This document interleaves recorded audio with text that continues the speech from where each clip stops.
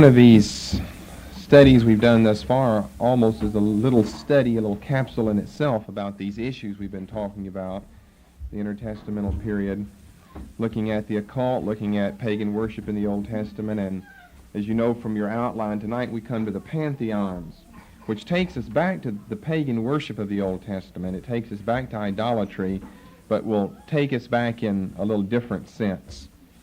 So we're going to be looking at the Pantheons, spelled just like it sounds, the Pantheons. And all the word really means is a collection of the various gods and goddesses of a particular people that they worship. Now, it's not the same as the Parthenon. That's a building in Greece. It's also in Nashville, Tennessee, replica of it, state capital in Tennessee. But it's not the same. There is a building called the Pantheon, but Pantheon is just a very loose, broad term. You can have, an American Pantheon, a Greek Pantheon, a Canaanite Pantheon. It's simply a list of the collection of gods and goddesses that are worshipped by that particular people. So, of course, they would generally be referenced by nationality. So you'd have a Greek Pantheon, a Roman Pantheon, Canaanite, so forth. Now, let me just give you a few references in the Old Testament. I don't think we're going to look at all of these. There's one that I do want to turn to, where the Scriptures speak of the gods in the plural of a particular nation. So although the term Pantheon doesn't appear either in the Old or in the New, it's certainly seen in both places. For instance, the gods of Babylon. See, we've discussed this a little bit before in looking at the first study that we did here, pagan worship in the Old Testament. But the gods of Babylon, Joshua 24:2, and there's also a reference in verse 15. Joshua there is rehearsing some of the history of Israel from the time of the calling of Abraham in Genesis up until present times, and he said that your fathers worshipped gods who were on the other side of the river, Euphrates. Well, they were in Babylon. Abraham came from Ur of the Chaldees. Chaldea is just another name for Babylon, or for Babylonia if we want the name of the nation and not just the city. So it's gods, the gods of those peoples. Isaiah 21:9 speaks of the gods of Babylon. So in other words, you could just substitute in there as a paraphrase the Pantheon, the Babylonian Pantheon. We would know what it would mean then. And Ezra 1:9, assuming that God is plural there. There's a little discussion over that. I think NIV gives it singular, but then footnotes it as plural. There's 700 known deities worshipped in Babylon, so they had a large pantheon. Most nations didn't have one quite that large. But Babylon's an ancient, highly intelligent, civilized, in one sense of the term, civilized, nation and group of people. So 700 listed deities, I guess, would well be within their reach. That means you have to have a lot of different things to have gods covering them, to make sure you have gods that cover everything that would ever come up. And then secondly, gods of the Assyrians, Nahum 1:14.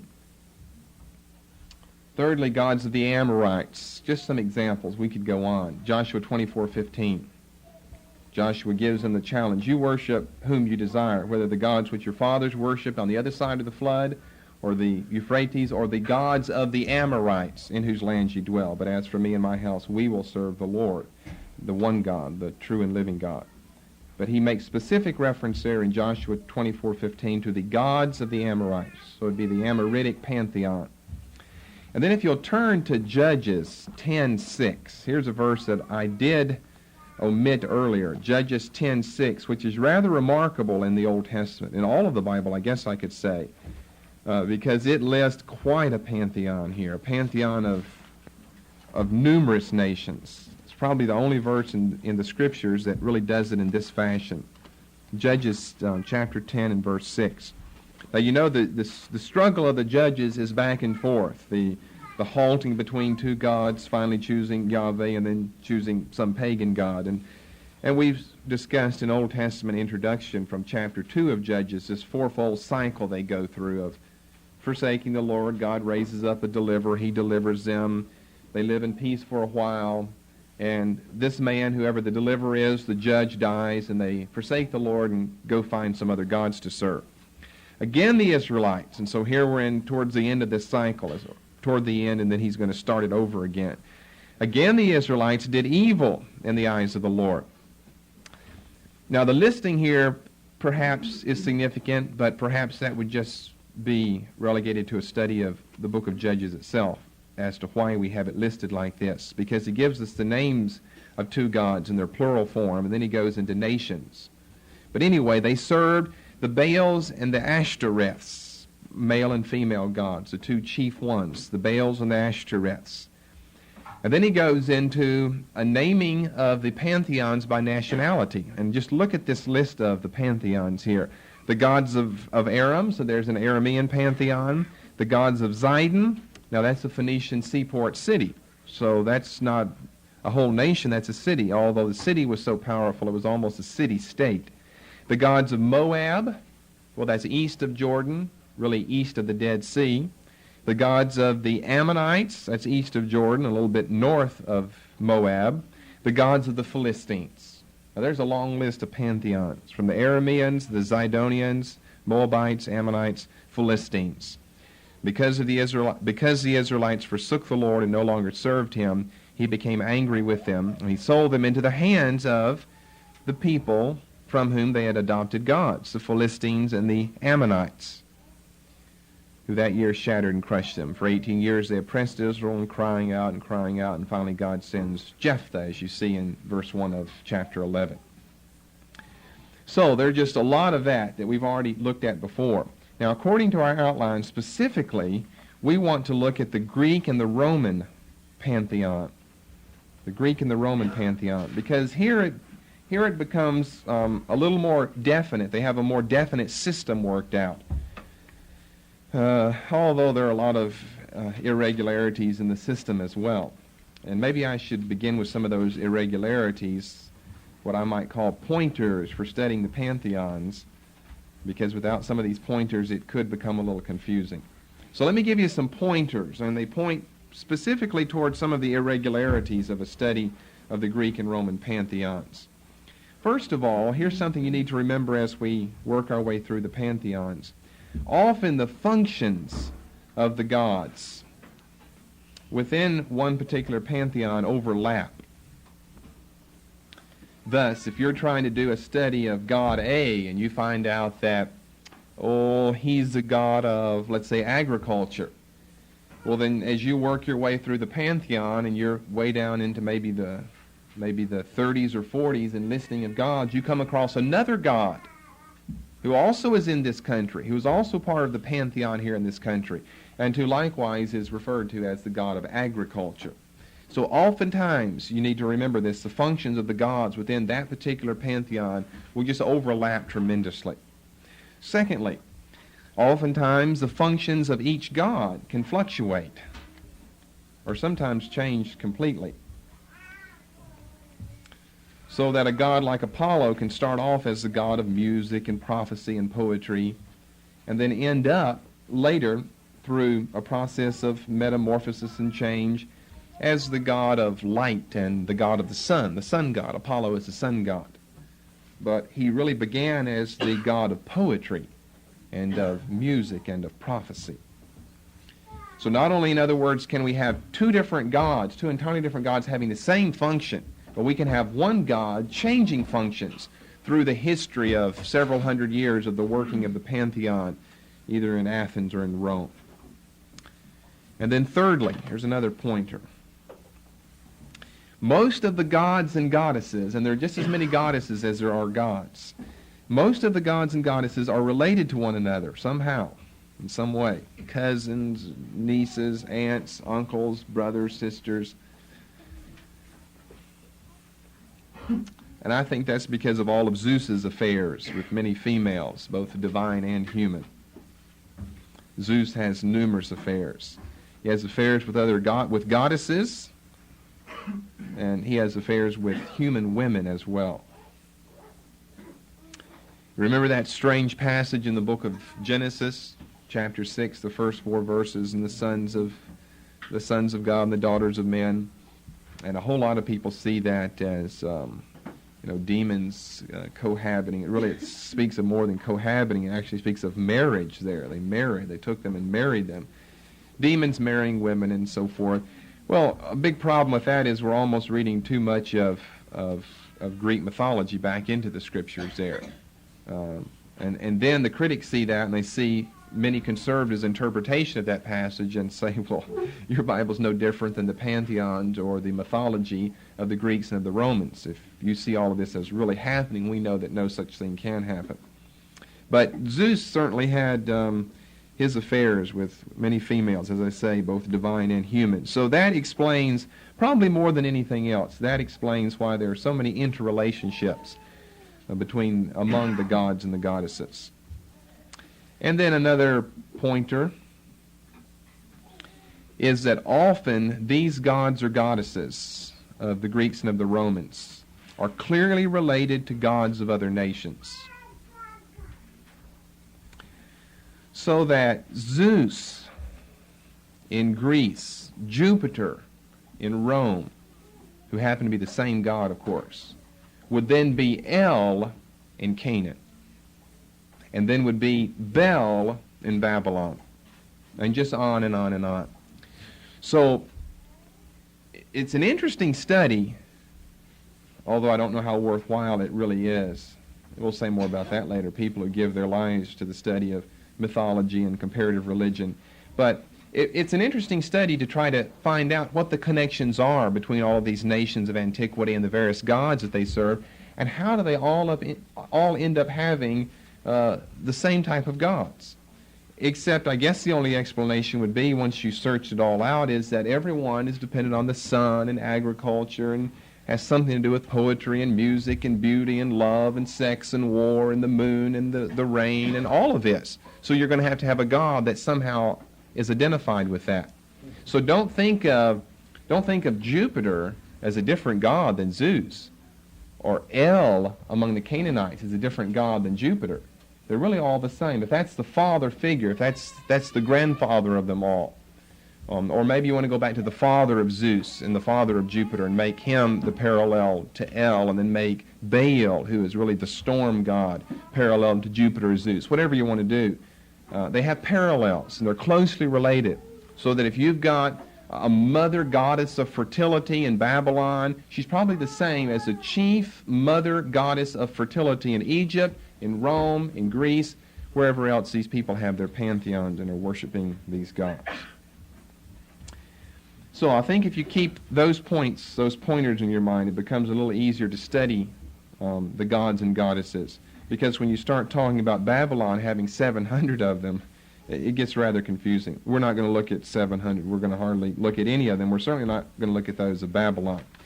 What we want to do is look at those of the Greeks and of the Romans, because we're trying to move our way down from the Old Testament forms of idolatry to the Greeks and the Romans, who are going to be influencing the world in the first few centuries A.D. Yes, and I'll be thinking where I want to go next. It's a good time for a question. What's the word pantheon mean? Pantheon, what does the word mean? Pan means the cross. Theos means God, across the gods. I've never thought of it particularly. But it's simply, what it refers to is a collection. I would have to look up to see the etymology of the word itself. But it refers to a collection of the gods or goddesses of a particular people. Don't confuse it with the Parthenon, which is a building in Greece. Well, maybe we need to start with you talking instead of me talking. Obviously, we're past the Old Testament because the Greeks and the Romans don't take over until, well, the period between the Testaments. So we're talking about the New Testament. Where are the and all the references in the New Testament to the gods and goddesses? All right, be more specific. He says Acts 19. What do we have in 19? Diana. All right, so if we've got one of these goddesses here, right away, the study of the pantheons is crossing the path of New Testament studies then. because we find them actually there in the New Testament. There's one. Mars Hill's speech.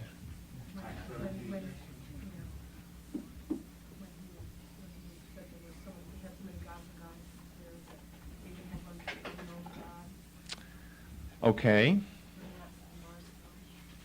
All right, that's fine. What do I want to say about that? All right, that's fine. We can use that. We're not talking about a particular God that's been named. She just said it's the unknown God. There are questions of translation in that passage. I think the King James says, what does Paul say? That you're too superstitious? He says something like that. And the NIV might give it as, I've noticed that you're very religious. I better look that up. Acts 17. Now, I did have a verse here I wanted to point out later. It is in this chapter, verse 16. See, Paul's been, he's been kind of ferried out of Berea because the Jews in Thessalonica have come down to Berea to get him. And so the disciples sent him on his way. And when he came here, he saw the city wholly given to idolatry. And he talked some with the philosophers.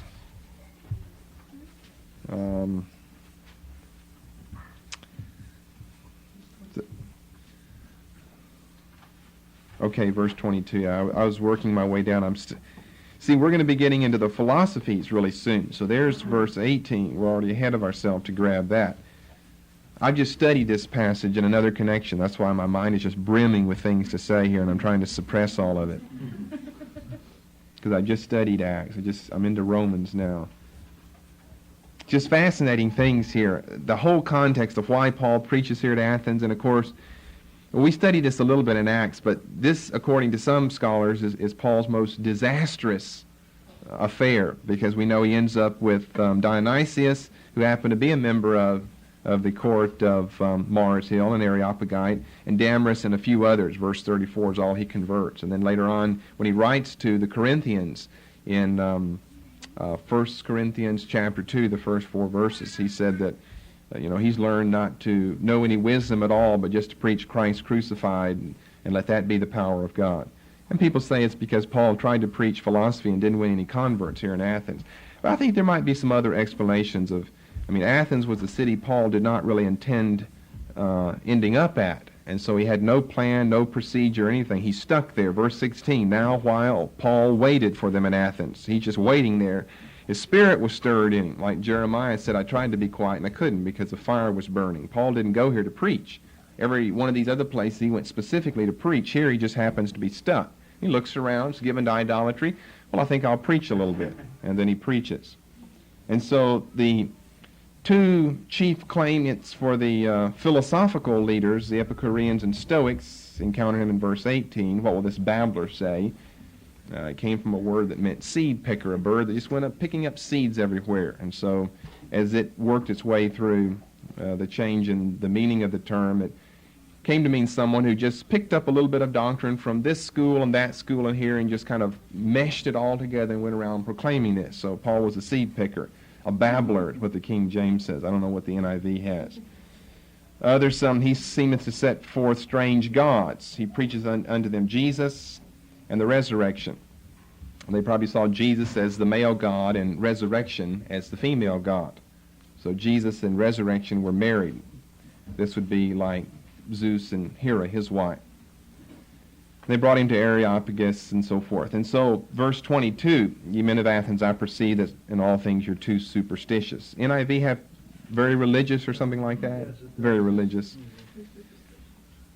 23, I passed by and beheld your devotions. I found an altar with this inscription to the unknown God, whom therefore ye ignorantly worship, him declare I unto you.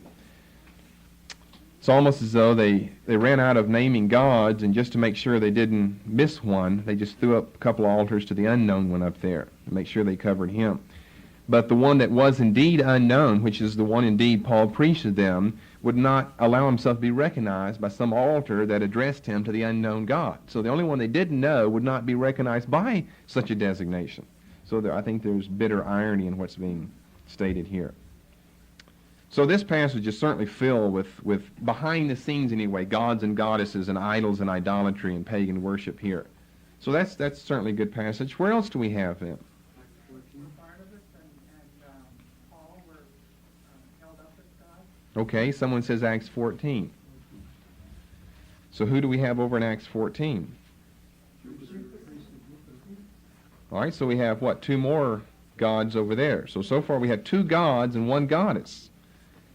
Now, we shouldn't think this strange, because here the book of Acts, especially after we get past the first half of the book, we get into chapter 14, get into the second half of the book, then the missionary gospel practice of the apostles was to spread out to Gentile lands.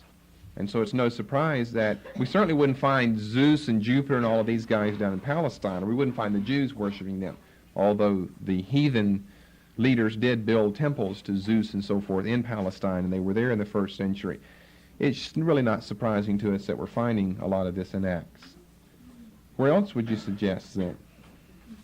27, where they were going to Rome, and 2 of the ships were named after Greek gods. Okay, well, how do you know that, sister? Because you mentioned in the book of Acts that Helen was studying Greek mythology in high school. Okay, that's very good. That's chapter 28, the last chapter. Right. We mentioned that in Acts. But of course that's been many years ago. So we have 2 more mentioned there. Now we got 4 gods and 1 goddess mentioned so far. You're doing very well.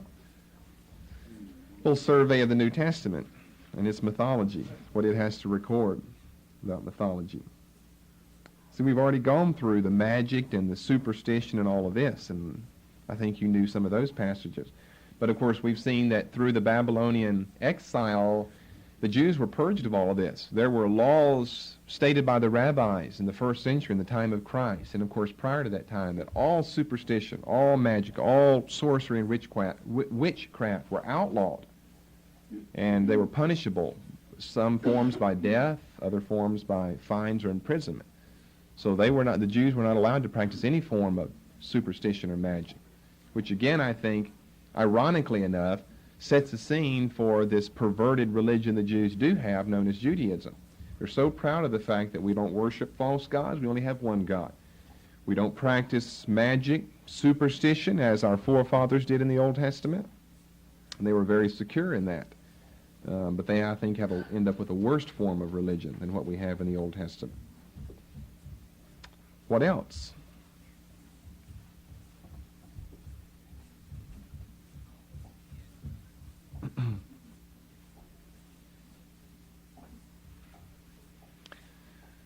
You think of any other passages like Acts 17, where you don't have a god or goddess named, but we have such a large passage dealing with idolatry and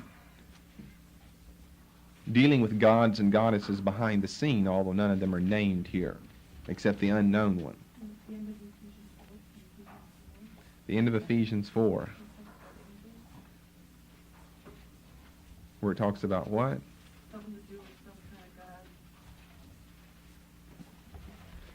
God. End of Ephesians 4, she says.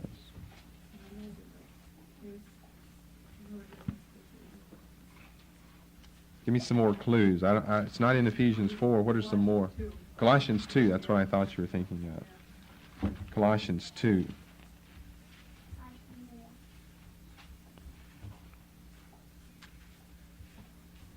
Verse 16 to under the end of the chapter.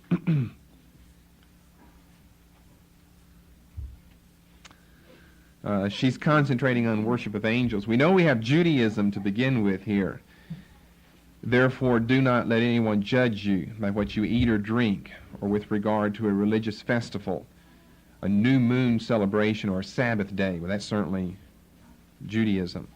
These are a shadow of things which are to come. The reality, however, is found in Christ. Do not let anyone who delights in false humility and the worship of angels. Well, the Jews certainly didn't worship angels. A whole section of them, the Sadducees, didn't even believe in spirits. Disqualify you for the prize. Such a person goes into great detail about what he has seen and so forth. All right, there's another minor passage that would certainly deal with some form of idolatry. Again, the beings being unnamed except just the generic term angels. Well, that's good enough for now. Let's take off with that. What I want to first of all do is just give you kind of in capsule form 10 of the important gods or goddesses of the Greek and Roman pantheon and what their function was. And of course, with 3 of these, we will cross the path of the book of Acts, chapters 14 and 19, as you've already mentioned. Now, and this will also show the 4th point I gave you under pointers, that often these gods and goddesses are clearly related to a similar god or goddess in another culture or in another nation. So in other words, what I'll give you is the Greek name and then the Roman name, because it's exactly the same god. Well, we start off with the father god, that's Zeus. So you just have to list some columns down here with Greek names under one, Roman names under another, and their functions under another. Greek god Zeus, his Roman name Jupiter.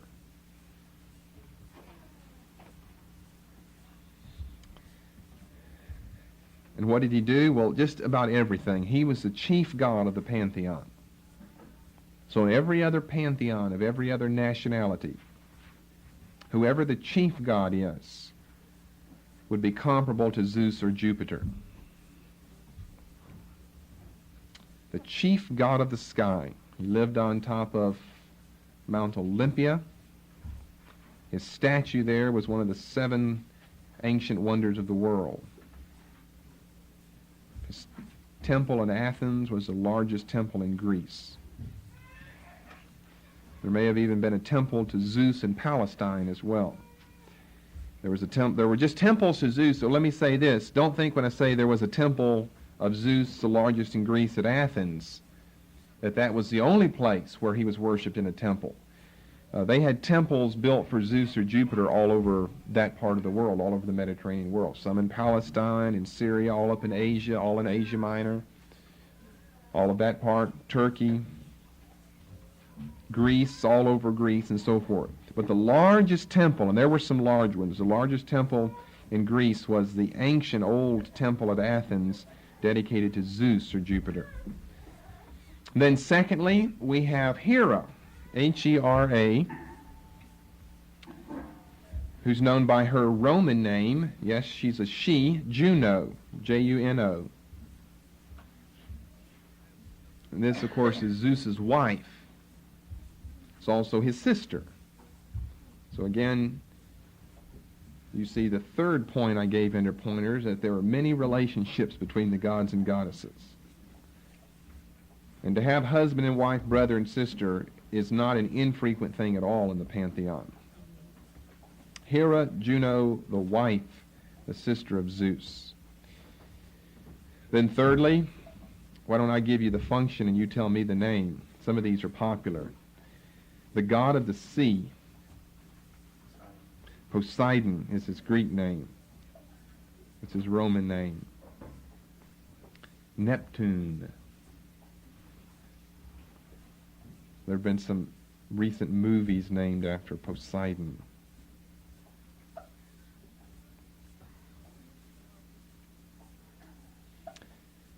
Number 4. So far now we've only seen one of those in Scripture. Zeus or Jupiter. Number 4, let me give you the function again. The god of the underworld. Pluto. What was the name of the underworld that he ruled? Well, you know that from just the New Testament. Hades. Hades. See, Hades is a very important term in ancient Greek mythology. It's the god, it's the realm of the underworld that was controlled by Pluto, where he would take damned souls down there into Hades. And so we know the New Testament, the Greek New Testament, uses that term Hades. And it was a very popular term in Greek mythology.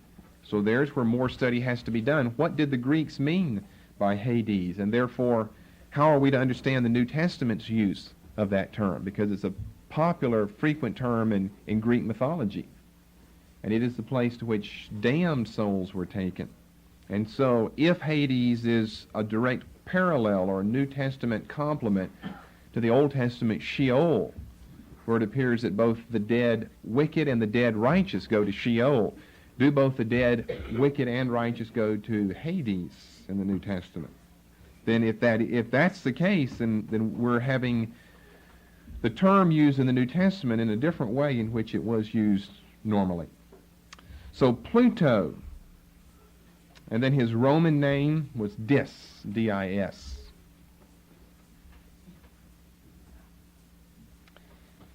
These are some of the big ones. Number 5, I'll give you the function. He was the messenger god. Hermes, Mercury. He's a son of Zeus, the master thief and trickster. You've probably seen pictures, Hermes. You see it on one of these little, whatever that delivery service is, or that florist shop, or whatever it is, with the little wings on his head and the wings on the feet, comes right out of Greek mythology. Hermes, that's the way you see him in his statues and representations. The number 6, the goddess of love, Aphrodite. What's her Roman name? You know it, Venus. Aphrodite. I like Aphrodite better. She's the goddess of love and beauty. But she's not exactly a chaste goddess either. We have another one we'll come to here in a moment who was a chaste goddess, and that was rare. Zeus made that so. Number 7, the god of love. Now that was the goddess of love. Eros. And see, that's one of our Greek terms for love. Eros, E-R-O-S. And so people see that. Of course, it's not in the New Testament, but people see that and they say, now what that means is erotic love. Well, not necessarily. Not necessarily. It came to have that meaning. It certainly does today. We know what we mean by erotic or eroticism, but the word did not originally mean that. And then you probably better know him by his Roman name. But this little fellow that shoots his bow at Cupid. Cupid. Aphrodite and Venus, the goddess of love, and then she has a son, the god of love, Eros or Cupid.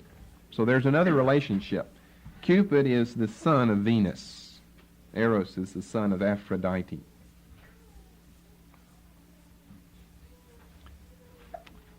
Then we're on, number 8? The god of war. All right, let's start with Greek name. Ares, A-R-E-S. His Roman name is Mars.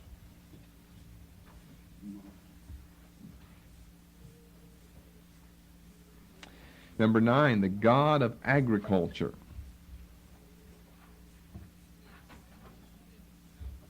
The god of agriculture. Well, his Greek name, he happens to be the father of Zeus. So Zeus is the top god because Cronus was a titan that Zeus kind of pushed off the scene, but he actually was the father of Zeus. Cronus, C-R-O-N-U-S. Most people don't know him because Zeus beat him up, so pushed him off the scene. Cronus, or his Roman name is Saturn, the god of agriculture.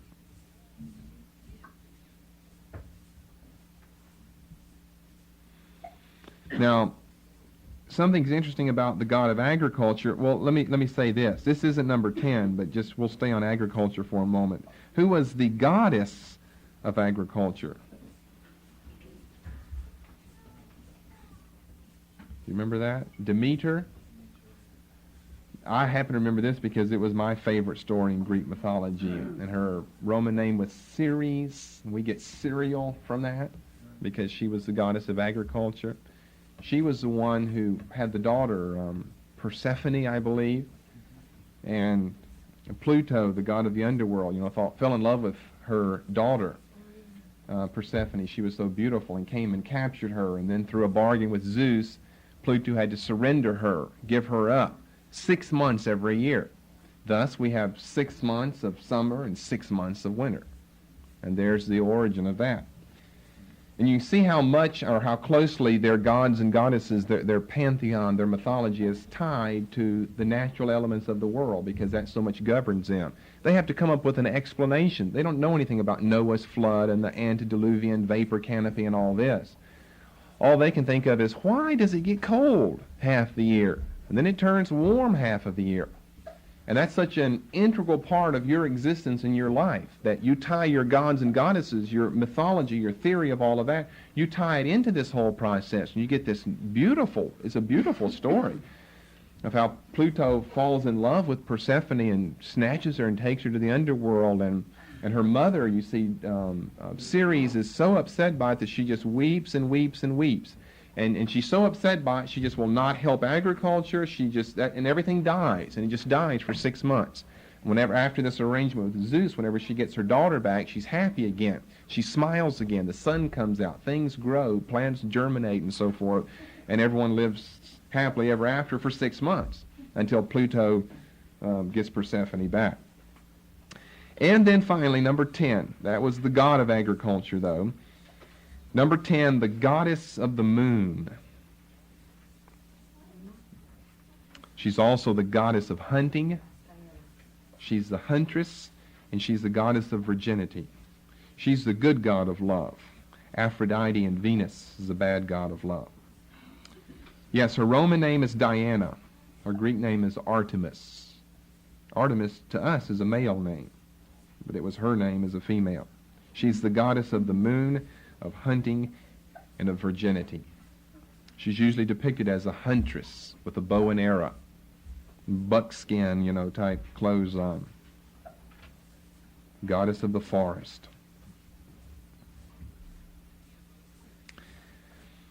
Okay, a few comments about some of these names. These, as you can just look over the names you have, your Greek and Roman names, these names have just become famous. It's profound what an influence the pantheons of the Greeks and Romans have had on all of civilization since that time. We're Western civilization, 2,000 plus years removed from all of this. And look at the influence. There's hardly a name on that list that you're not familiar with. There's only probably a couple that you're not familiar with. We get our month June from Juno. We get our day Saturday from Saturn. And then everybody knows Cupid. And then look at all the planets: Jupiter, Neptune, Pluto, Mercury, Mars, Saturn. Almost all of our planets, generally from the Roman names of these gods and goddesses. We get Cereal from Ceres, the Roman name of the goddess Demeter of agriculture. Aphrodite, you've heard of something that's Aphroditic. Compound words come from this. Diana's become a famous name ever since someone in the British Isles had that name a few years ago. Everyone's heard of Zeus and Jupiter, Hermes, just all of those, just about all those names. Eros, we get erotic. So they've had a tremendous influence on all of civilization, especially Western civilization. Greece and Rome were Western civilization. I didn't mean to imply that they weren't, but on this far Western civilization, they've certainly had a profound influence. Let me see. Let me deal with something real quickly. I want to jump back to this because according to our outline, I think we want to deal with the question of the Mother Earth theory. Okay, that's the next thing. The theory of Mother Earth. Now, if you wonder why I put this on here, it's just because it fits here, because we could easily end up, with a Demeter or Ceres, the goddess of agriculture, as the goddess representative of Mother Earth. And you always hear everyone talking about Mother Earth. And believe it or not, there are cults that believe that the Bible teaches the so-called theory of Mother Earth, that the earth is really a female spirit. And they say that the Bible even teaches us this. You hear people talk about Mother Nature. It's all about the same thing. There are a couple of references. For instance, in Genesis chapter 4 and verse 11, the earth is referred to as a she, or her. I don't know what NIV has, but someone can look that up. I'll flip over in the KJV. Now, Cain has done his evil deed, and he's killed his brother, and God has, of course, discovered this and speaking to him about this matter. Now art thou cursed from the earth, which hath opened her mouth to receive thy brother's blood from thy hand. It's a her mouth. And then in Revelation 12:16, we have the woman who gives birth to the man-child, which is immediately called up to God's throne. The woman goes out in the wilderness where she's persecuted of the dragon. The dragon cast a great flood, a great river out of his mouth, and it said that the earth opened her mouth to swallow up the water to protect the woman. So again, you get a feminine reference to earth. And so they say, well, here, a goddess controls the earth, or a goddess is the earth, or the earth is a goddess. And so we have support for our so-called Mother Earth theory. But it has a very easy explanation that probably people in cults don't know enough about or don't think enough about to realize that in English, we don't have gender to our nouns and to our verbs. We don't have masculine and feminine terms. But in both Hebrew and Greek, you do. Every term is either masculine or feminine. Or in Greek, it could be neuter. And the term earth in both Hebrew and Greek just happens to be a feminine word. Therefore, since it's a feminine word, it has to have a feminine pronoun, her, after it. But in no way does that imply that the earth actually is female, any more than every single term you can think of in Greek or Hebrew also would either be a male or a female. Books and the sun and grass and pillows and beds and clothes, those terms are all either masculine, feminine, or neuter. Now, it probably would be more proper, even though a term like earth is a feminine term in the Old and in the New Testament, it would probably be more proper after you give us the term earth, since we in English don't know, we just think of earth as really a neuter. It's truly a neuter. Then to give us a neuter pronoun after. But you see, that wouldn't match up in Hebrew and Greek. Although I think in translations that would be fine. Because otherwise, after every term, that's, every noun, every object that you have, you'd have to give us, assuming it's not neuter, if you're going to give us a pronoun after that, either a his or a her, either a he or a she. And we wouldn't think of the earth as being a she. But we wouldn't think of that any more than we'd think of any other item that we could think of that's found in the Bible. So we could have not only a Mother Earth theory, but a Mother Pillow theory, and a Mother Grass theory, and a Daddy Sheet theory, and you could just go on and on and on. So that's the explanation for passages where it appears like the earth is being spoken of as a goddess or a female spirit. It's just a feminine word in Hebrew and Greek. It takes a feminine pronoun whenever you're speaking about that. For the continuation of this message, please